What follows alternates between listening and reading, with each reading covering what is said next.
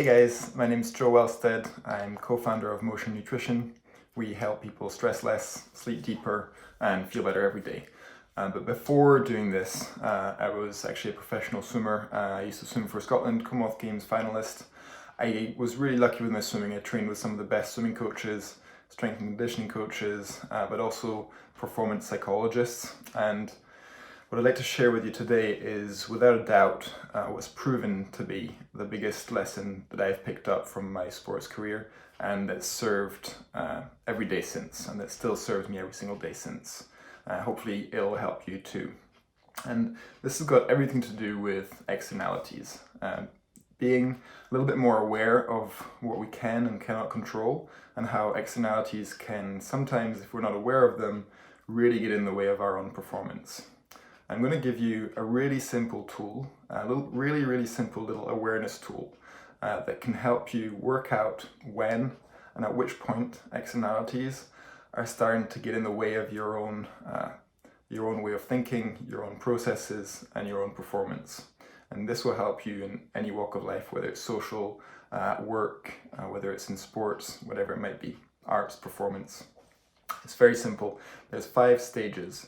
I'd like you to visualize a circle, and the middle circle, the first stage, is you're feeling calm, cool, collected. You know what you're doing. You're in one of these states of flow where nothing can get in the way. You're feeling perfectly good about yourself. You've done all the work to do what it is you're about to do, whether it's simple everyday work, whether it's socializing with somebody you've just met, whether it's giving an interview, or perhaps speaking on stage. You're feeling great.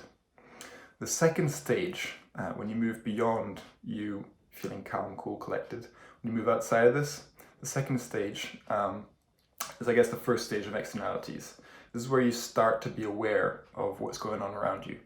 This might be what the decor is like around you, what the room is like, what the space around you is like. It might be what the people around you are wearing, or today it might be a little bit more to do with what's on the news, what information you're provided through your screens. You start to be aware of externalities of things going on around you. There's absolutely nothing wrong with going into this stage. It's totally normal. When you're in this stage, it's quite easy to come back to you being calm, cool, collected.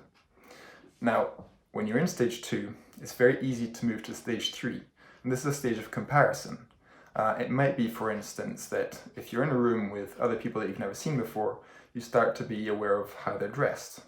You start to think, people are dressed pretty well here.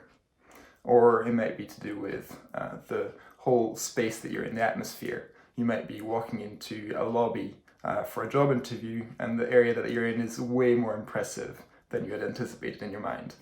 You weren't expecting such big, white, beautiful spaces. You might be starting to feel a little bit overwhelmed. And this can very quickly lead to stage 4. You start to think, am I underdressed? Did I really prepare properly for this? This is a stage of self-doubt. You start to think, I don't know if I'm actually good enough for this. I don't know if I've actually worked hard enough for this. This stage of self-doubt is quite tricky to get out of. But what's more worrying about it is that it's very easy to go from self-doubt to the final stage, stage 5, where the easiest way to put it is, what goes through your mind is, what am I even doing here? And this is really difficult to navigate. If you reach this stage, your palms are sweaty, your mouth dries up, all of the clear, cool thinking that you had at the start, all the research that you've done, it all just disappears. And it's very difficult to give your best performance at this stage. It's also very difficult to come back to the calm, cool, collected stage that you were at the start. So the trick with this tool, this trick with knowing these 5 stages, is once you're aware of them, it's very easy actually to come back to stage 1. If you start to be aware of externalities, no problem.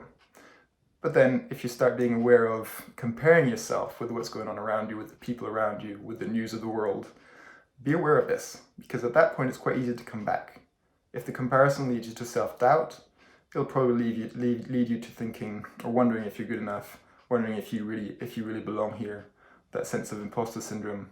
Try to avoid that. Once you start comparing, once you start digging into those externalities a little bit too much, make sure you're aware of that, and it'll be quite easy, thanks to that awareness, to come back to focusing on yourself, your actions, all of the work that you've done, and knowing that you are in the right place. You belong there, and you're ready to perform at your best.